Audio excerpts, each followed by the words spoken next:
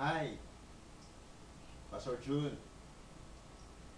Pare, happy golden birthday. Happy birthday! Hindi mo na maikakaila na ikaw ang pinaka hmm, sa ating mga barkada, sa ating batch. Yan si Pastor June, kaibigan. Kaya best man ko yan noong kasal namin ni Glo. At hindi lang doon natatapos. Noong dedication ng panganay namin, siya rin ang aming kinuha. Kasi para mas strengthen lalo ang relationship namin. Kinuhang Lulong. Eh kasi ba naman, tunay na kaibigan yan.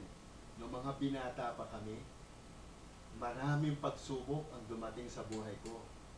Pero nariyan pa rin si Pastor June para sa amin. Hindi niya iiwan yung kaibigan niya. Hanggang ngayon, katunayan, kahit may sarili-sarili kaming buhay na, kanya-kanya na, sa tuwing may alam silang ministry opportunity, kahit malayo, hindi problema sa kanila yan. Kasi sulat agad yan sa amin. Tinatanong kami kung interesado kami. Kaya sobrang blessed at grateful kami. Pastor June and Novi, talagang friend ka sa amin. Diba? Sabi nga, in man's life, true friends are real treasures. You are one of our treasures in our lives.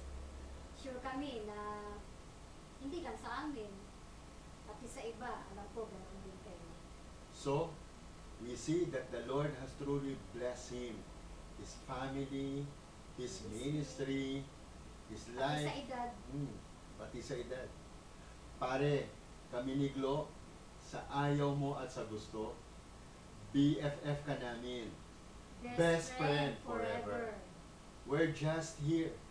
And we'll be here praying for you, wishing you long life, and good health, and fruitful ministry. more than ever. So, Pastor June, happy birthday!